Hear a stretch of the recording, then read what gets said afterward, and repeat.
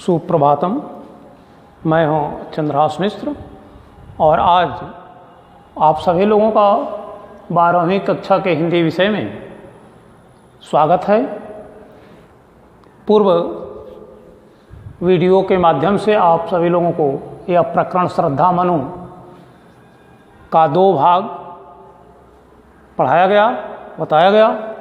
आज यह तृतीय भाग के रूप में जो शेष अंश बचे हुए हैं उसमें से आज पद्यांश जो है कहा आगंतुक ने सस्नेह, यहाँ से लेकर के और जड़ का चेतन आनंद, इस भाग का, इस अंश का शब्दार्थ सहित भावार्थ बताया जाएगा।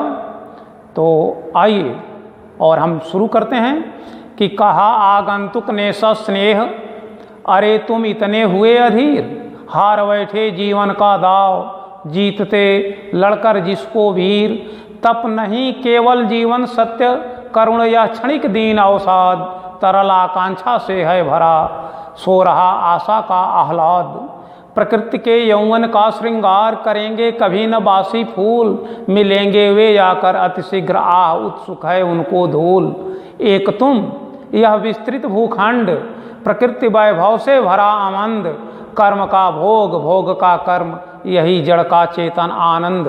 इस अंश का अब हम आप लोगों के सामने जैसे पूर्व की भांति संदर्भ और प्रसंग बताया गया है, संदर्भ में आप उसी पूर्व की भांति लिखेंगे और प्रसंग में आज यहाँ थोड़ा बदला हुआ प्रसंग दिखाई देगा। यहाँ जो है वह कहा आगंतुक से तात्पर्य है, आगंतुक कौन? श्रद्धा। किसके पास? मनु के पास। मनु का आगंतुक हो गई श्रद्धा। इसलिए यहाँ कहा गया है कि श्रद्धा जो है वह मनु को प्रेरणा देने का काम करती है। जो मनु अपने आप को निरुपाय, निराधार, अवलंब रहित मानकर और शून्य में फिरता हूँ असहाय ऐसा कहा है, उसी मनु को अब श्रद्धा प्रेरणा देने का काम करती हैं और उन्हें पुनः कर्म करने के विषय में प्रेरित करती हैं कि यह प्रकृति आपको सब कुछ प्रदान की है और उस प्रकृति के माध्यम से आप कर्महीन बन करके जीवन यापन नहीं कर सकते हैं, कर्म करने का प्रेरणा देती है। तो यहाँ कहा आगंतुक, आगंतुक से तात्पर्य है श्रद्धा।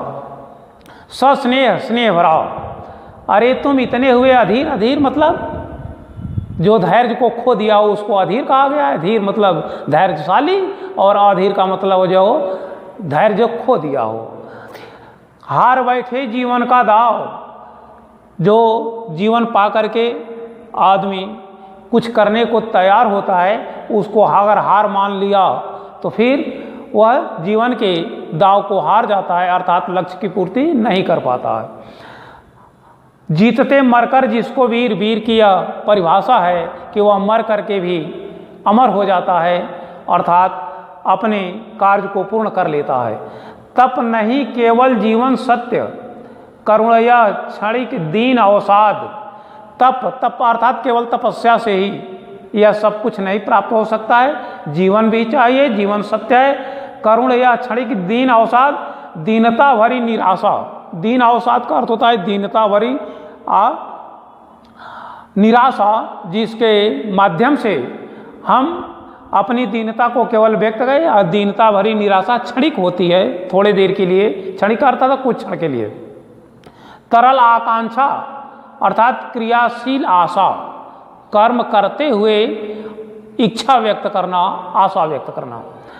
सो रहा आशा का आह्लाद, आह्लाद का अर्थ होता है प्रसन्नता। प्रकृति के यौवन का श्रृंगार, प्रकृति जो कुछ भी यह दिखाई दे रही है प्रकृति का रूप है, इसके यौवन अर्थात युवावस्था, श्रृंगार इसकी सजावट। कभी न बासी फूल, बासी फूल मतलब जो फूल कुछ दिन पहले के खिल गए हों अब मुरझा रहे हैं, उसको बासी फूल कहा जाएगा। मिलेंगे वे आकर जाकर अतिशीघ्र, बहुत ही जल्दी, आह उत्सुक है उनको धूल, या धूल जो है अर्थात पृथ्वी उनको अपने में मिलाने के लिए काफ़ी उत्सुक है। एक तुम यह विस्तृत भूखंड, अर्थात एक तुम का तात्पर्य है केवल मनु, और विस्तृत भूखंड का अर्थ हुआ यह संपूर्ण पृथ्वी। प्रकृति के वैभव से भरा आनंद, अर्थात चारों तरफ वैभव जो है, जीवन जीने के लिए जो कुछ भी सामग्री है वो सब वैभव में आता है, उसको वैभव कहा गया है। और कर्म का भोग, भोग का कर्म, अर्थात कर्म जो किया जाता है उसका भोग किया जाए, और जो भोग किया जाए वही कर्म है, तो कर्म का भोग, भोग का कर्म, यही जड़ का चेतन आनंद, यही इस जड़ता भरी पृथ्वी में चेतना रूपी आनंद को प्राप्त करने वाली। और इस प्रकार से अब पूरे का आप भावार्थ देखेंगे कि श्रद्धा मनु के इस निराशा भरी आवाज़ को सुन करके, क्योंकि मनु ने ऐसा कहा भी है कि निराशा है जिसका परिणाम सफलता का वह कल्पित गेय है, जो कुछ भी है वह कल्पना मात्र है, इससे कुछ होना नहीं है, अर्थात पूरी तरह से निराश हो जाते हैं। उन्होंने यह भी कहा कि किंतु जीवन कितना निरुपाय, लिया है देख नहीं संदेश, अर्थात यह मैंने भोगा है, इसको अपने आँखों से देखा है, यह जीवन जो है वह पूरी तरह से निराशा ही निराशा है। ऐसी स्थिति में श्रद्धा अर्थात आगंतुक श्रद्धा जो है वह मनु को पुनः प्रेरित करने का काम करती है, कर्म के प्रति उन्हें जागरूक करने का काम करती है। और ऐसे कहती है कि कहा आगंतुक ने सस्नेह, स्नेहपूर्वक वह आगंतुक अर्थात श्रद्धा मनु से कहा कि अरे तुम इतने हुए अधीर, अभी इतनी सी बात में आप इतना अगर अधीर हो जाओगे, धैर्य को खो दोगे, तो फिर आगे जो वीरता भरी काम है वह कैसे संभव हो पाएगा। अर्थात हार बैठे जीवन का दाव, एकमात्र थोड़ी सी एक प्राकृतिक आपदा के कारण आप अगर अपने जीवन के दाव को हार गए हैं, जिसको जीतने के लिए वीर पुरुष अपने को रण क्षेत्र में अर्थात कर्म के क्षेत्र में अपने को मर करके भी जीत लेते हैं, आप उस दाव को यूं ही क्यों छोड़ दे रहे हैं, क्यों हार जा रहे हैं। हार बैठे जीवन का दाव, जीतते मरकर जिसको वीर, अर्थात आप अपने पुनः इस वीरता भरे वह युवावस्था को इस कर्म के प्रति प्रेरित करें, क्योंकि यह केवल तप ही नहीं, केवल जीवन सत्य, यह तपस्या ही सब कुछ नहीं है, बल्कि जीवन भी सत्य है। इस उद्देश्य को मान करके कि करुण या क्षणिक दीन अवसाद या जो कुछ भी दीनता भरी आपकी निराशा जो है वह कुछ देर के लिए हो सकती है, क्षणिक है, या ज़्यादा देर तक नहीं टिक सकती है। इसलिए तरल आकांक्षा से है भरा, या प्रकृति में जो कुछ भी है वह क्रियाशील आशा जो है उसके माध्यम से इस जीवन को सत्य बनाने का उपाय सोचा जाता है। और जो वही आगे चल कर के सो रहा आशा का आह्लाद, जहाँ आशा अर्थात जिसको कहा गया है कि ये आशा ही जीवन है, उस आशा के साथ ही आपका जीवन या आनंदित होगा, अर्थात आपको आनंद प्रसन्नता मिलेगी। आप इस जीवन के दाव को अभी हार मत बैठिए अभी, क्योंकि यह प्रकृति का नियम है कि प्रकृति के यौवन का श्रृंगार करेंगे कभी न बासी फूल, अर्थात पुरानी वस्तुएं प्रकृति की शोभा बढ़ाने में अक्षम हो जाती हैं, हर नवीन वस्तुएं ही प्रकृति के शोभा को बढ़ाने में सक्षम हैं। माघ ने भी कहा है कि क्षणे क्षणे जन नवता मुपैति तदेव रूपम रमणीयताया, जो क्षण क्षण को में जो क्षणे क्षणे जन नवता मुपैति, जो क्षण क्षण में नवीनता को धारण करे, वास्तव में वही सुंदर है। प्रकृति इतनी सुंदर है कि इस प्रकृति में कि इसके श्रृंगार करने के लिए, इसके जुआवस्था को सजाने के लिए या बासी फूल से यह प्रकृति नहीं सजेगी, अर्थात प्रकृति के यौवन का श्रृंगार करेंगे कभी न बासी फूल।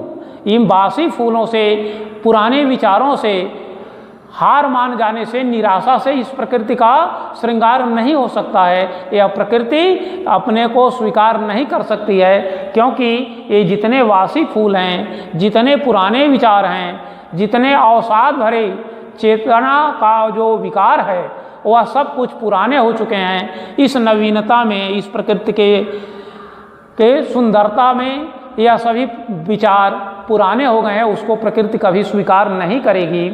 मिलेंगे वे जाकर अति शीघ्र, आह उत्सुक है उनको धूल हुए तो बहुत ही उनका हर्ष होने वाला है। वह तो बहुत ही जल्दी मिट्टी में मिल जाएंगे और मिट्टी उन्हें अपने धूल में मिला करके, क्योंकि उन्हें वह पुराने हो चुके हैं, अब उनको प्रकृति अपने पास नहीं रख सकती है, इसलिए वह मिट्टी में धूल में मिल जाएंगे। एक तुम यह विस्तृत भूखंड प्रकृति वैभव से भरा आनंद, अकेले तुम हो। श्रद्धा कहती है कि तुम अकेले हो और यह सारा भूखंड पृथ्वी जो है यह विस्तृत भूखंड है और इस विस्तृत भूखंड में प्रकृति ने सब कुछ, सारे वैभव भरे पड़े हुए हैं जो कर्म से ही प्राप्त होंगे। प्रकृति वैभव से भरा आनंद, संपूर्ण जो वैभव है, प्राकृतिक वैभव है, जो आपके सुरक्षा में, आपके सहयोग में, आपके सुख देने में जो कुछ भी कारक बन सकते हैं वह सभी आपके सामने इस विस्तृत भूखंड पर पर्याप्त मात्रा में पाए गए हैं। इसलिए तुम अकेले इस विस्तृत भूखंड पर, इस विस्तृत भूखंड के वैभव का भोग करने में थोड़ा सा भी अगर संकोच करोगे तो यह ऐसे व्यर्थ चला जाएगा। इसलिए कर्म का भोग, भोग का कर्म, यही जड़ का चेतन आनंद कहते हैं कि कर्म का भोग, पूर्व में ऐसा विश्वास है कि पूर्व जन्म में जो हम काम कर रहे हैं, कर्म किए हैं, उसका इस जन्म में भोग करते हैं और इस जन्म में जो कर्म करते हैं वह फिर अगले जन्म में भोग करते हैं। इसलिए सदैव कर्म होता है, सदैव भोग होता है। इसलिए कर्म का भोग, भोग का कर्म, यही जड़ का चेतन आनंद, यह कर्म रूपी जो चेतना है, जो जड़वत बन चुकी है, उसी को चेतनता के रूप में, आनंद के रूप में प्राप्त किया जाता है। अर्थात मनुष्य का काम है कर्म करना और कर्म का फल प्राप्त करना, फिर फल को प्राप्त करते हुए पुनः कर्म करना और उस कर्म का फल पुनः प्राप्त करना, इसी को कहा गया है कर्म का भोग, भोग का कर्म, यही जड़ का चेतन आनंद। यहाँ निश्चित रूप से जो आपके गीता में कृष्ण ने कर्म का, कर्मयोग का जो व्याख्या किया है, प्रसाद जी ने उसी तरफ संकेत करते हुए यहाँ कर्म का भोग, भोग का कर्म, यही जड़ का चेतन आनंद, क्योंकि उसमें भी अर्जुन ने, कृष्ण ने अर्जुन से स्पष्ट कहा है कि कर्मणेवाधिकारस्ते मा फलेषु कदाचन। तो निश्चित रूप से कर्म पर अधिकार है और जब कर्म किया जाता है तो उसी कर्म का भोग किया जाता है और पुनः भोग करते हुए जो कर्म किया जाता है पुनः उसका जो है भोगा जाता है। इसलिए कर्म के बाद भोग, भोग के बाद कर्म, कर्म के बाद, यह अनवरत चलने वाली प्रक्रिया है। इसलिए आप अकेले यहाँ केवल तपस्या करके इस प्रकृति का आनंद नहीं प्राप्त कर सकते हैं।